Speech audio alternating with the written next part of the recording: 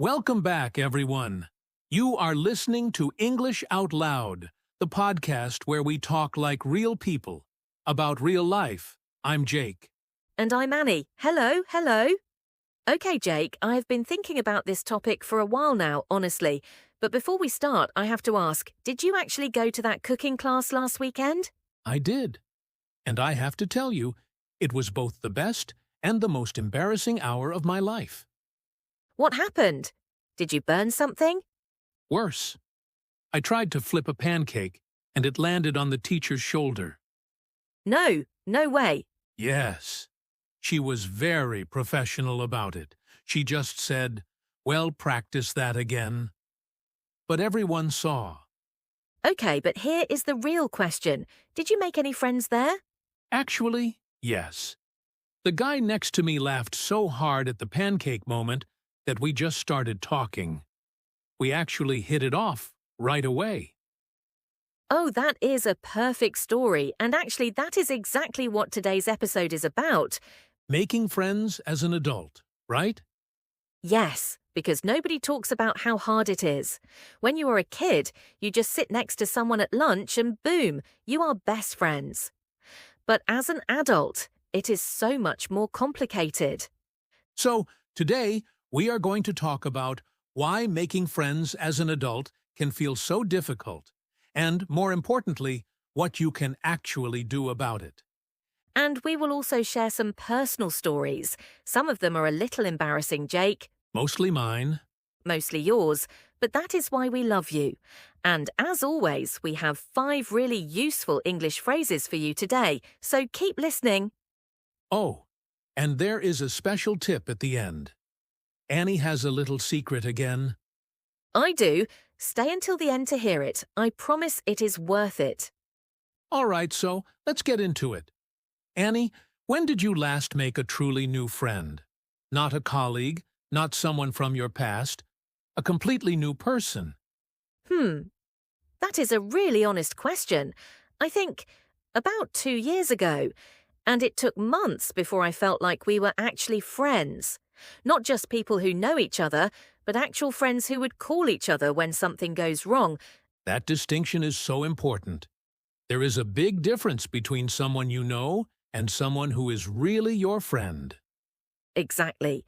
And that distance between the two is where adult friendship gets complicated. When we are young, we see the same people every single day. Same school, same class, same lunch table. Friendship just happens naturally, because there is so much shared time. But as adults, we have jobs, we have routines, we have responsibilities. Our life is already full. There is just less time and less opportunity to even meet new people in the first place. And then, when you do meet someone, the context is often not great for bonding, like a work meeting or a quick introduction at a party. Right? You shake hands, you say nice to meet you, and then you go back to your separate lives. And I think there is another thing, too. As adults, we become a little bit more guarded. Like, we do not open up as easily as we did when we were 10 years old. Exactly. When you are 10, you can walk up to someone on the playground and say, "Do you want to be my friend?" And it is totally normal. But if you said that to a stranger at 30, they would probably look at you very strangely. I have never tried it, but I imagine it would not go well. But seriously, the vulnerability is harder when you are older. You worry about being rejected, or looking too eager or too strange. Yes, and there is something else. For friendships to grow, you need to have something in common with someone, right?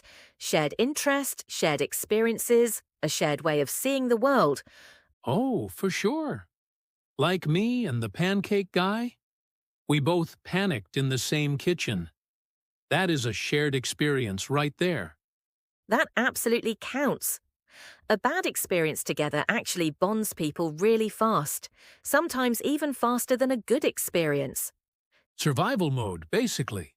When something goes wrong and you look at each other like, well, that happened. Exactly. So having something in common does not mean you both love the same obscure band or the same type of movies. It can be something very small, a neighborhood, a commute, a shared frustration about the same thing. I once became close with someone because we were both waiting for the same delayed train for 2 hours. We talked the entire time.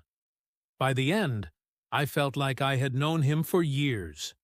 See, that is a beautiful example.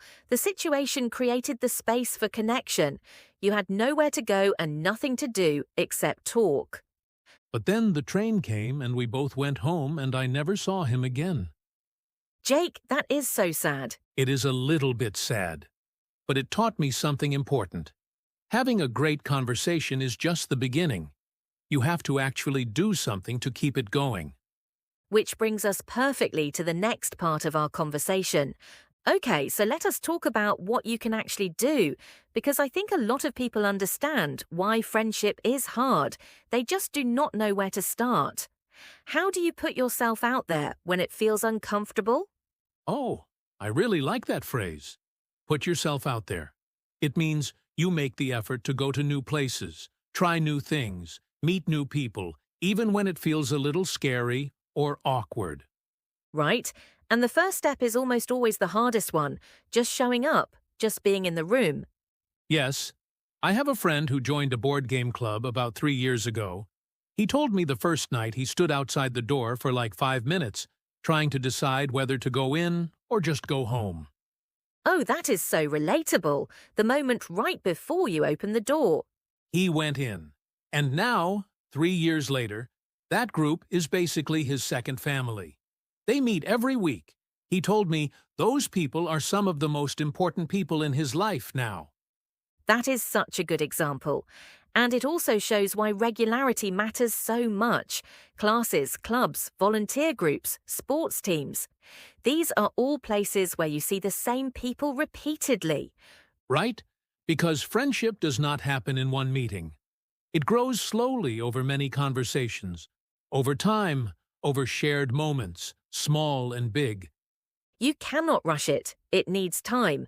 But the key is that you keep showing up, so the time actually passes with those people. Exactly. And I think there is also something important about the attitude you bring. If you walk in thinking no one will talk to me, that energy is very hard to hide. So true. Curiosity helps a lot. If you walk in genuinely curious about the people around you, you ask better questions, you listen more carefully. People feel that. People always know when someone is actually interested in them versus just being polite. Yes, and asking questions is honestly one of the most powerful friendship tools there is. A simple question like, how did you get into this? Or what do you enjoy most about it? These open so many doors. And that brings us to another important piece of the puzzle, which is how to keep in touch. Yes. Keeping in touch, staying in contact over time, not letting the friendship just quietly disappear. And this is where a lot of adult friendships fade. People have a great conversation. They say, we should hang out sometime. And then weeks pass and nothing happens. The classic we should catch up soon that never actually turns into a real plan. So you have to be the one who follows up. You send a message the next day. You share something funny that reminded you of them. You ask how that thing they mentioned is going. It feels a bit one-sided sometimes, though, like what if the other person never initiates? That is a fair point. I think if you are always the one reaching out and the other person never does, that friendship might not have the energy to grow into something real. And that is okay too. Not every connection is meant to become a close friendship, but you will not know unless you try a few times first. Give it a real chance. And if after a few genuine efforts nothing comes back, let it be. There are more people out there. I also think technology, when used thoughtfully, helps a lot with keeping in touch. A quick voice message, a photo that reminded you of them, a meme. These small things keep a friendship warm even when you are both very busy. Yes. It does not have to be a long phone call every week, just small, regular contact, showing someone that they crossed your mind. Exactly. Little drops of water make the ocean. Annie, that was poetic. Thank you. I surprise myself sometimes. Okay, story time. I want to share one more experience because I think it really shows how strange and wonderful adult friendship can be. Please, yes. So, about a year ago, I moved to a new neighborhood. I did not know anyone. I decided to go to a local art exhibition, just to get out of the house. Okay, brave move. I was standing in front of this painting. I had no idea what it meant. None. And then a woman next to me said, "It looks like someone spilled coffee," and called it art. That is exactly what I would think. Right? And I just laughed. We talked for the next hour. Turned out she also just moved to the same street, 2 houses down from me. No, it's a small world, Jake. It really is. A small world. It means you discover an unexpected connection, or you meet someone from your life in an unexpected place. And now? Now she is one of my closest friends. We have dinner every few weeks. I trust her completely. A stranger at an art exhibition became a close friend. I love that. All because we were both confused by a painting. Shared confusion. That is basically the adult version of sitting together at lunch. Exactly. And the funny thing is, I almost did not go that night. I was tired. I told myself, maybe next week. But you went. I went. And everything changed. That story always gives me a little hope, honestly, because I think a lot of us feel alone sometimes, and we just need a reminder that connection is still possible. 100%. You just have to keep showing up. Okay, let us do our vocabulary recap. We had some really good phrases today. Yes, the first one is hit it off. Jake used this at the very beginning. To hit it off means you immediately like someone, and friendship starts naturally and easily. Like me and Pancake Guy. We hit it off right away. Perfect. Number 2 is have something in common. This means you share the same interests, background, or experiences with another person. Having something in common makes it much easier to start a conversation. Number 3 is put yourself out there. This is when you make the effort to go to new places or try new social situations, even when it feels uncomfortable. It is scary, but it is the only way. Number 4 is keep in touch. To keep in touch means to stay in contact with someone over time, to not let the friendship fade away. Small messages, a quick call. Keeping in touch does not have to be complicated. And the last one, number 5, is it's a small world.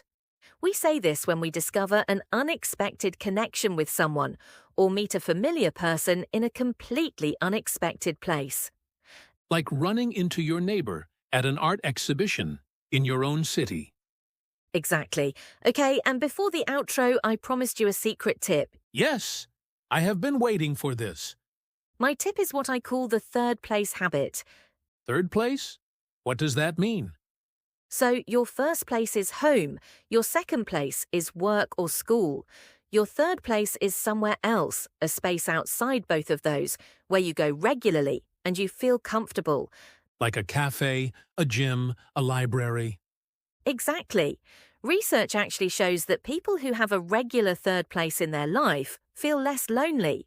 Because you see familiar faces, you become part of a small community. So it is not just about going somewhere, it is about going there regularly. Yes, you do not even have to talk to people at first, just be there. After a while, a nod, a smile, a small comment about the weather, and slowly, naturally, things grow. The third place habit. I am going to think about where my third place is. Do you have one? I think my third place used to be a noodle shop near my old apartment. The owner knew my order. She would just wave when she saw me. That is it. That warm feeling of being recognized. That is what the third place gives you. I need to find a new one. We all do, Jake, we all do. Okay, everyone. I think that is a really beautiful place to end today's episode. Making friends as an adult is genuinely hard, but it is not impossible. Thank you so much for spending this time with us today. We hope this conversation made you feel a little less alone about the whole friendship challenge. Because it is hard. And it is okay that it is hard. But it is also still very, very possible. You just have to be willing to try. Before you go, we have a question for you. Leave a comment and tell us, where is your third place? Or where do you wish you had one? We want to know. We genuinely love reading your answers. Every comment makes this community feel more real and more connected to us. And if this episode resonated with you, please share it with a friend who might need to hear it today. That is literally the theme of this whole episode. Sharing this podcast is friendship in action. And do not forget to subscribe so you never miss a new episode. Until next time, keep putting yourself out there, keep in touch with the people you care about, and remember, one small connection can change everything. Take care, everyone. Bye for now.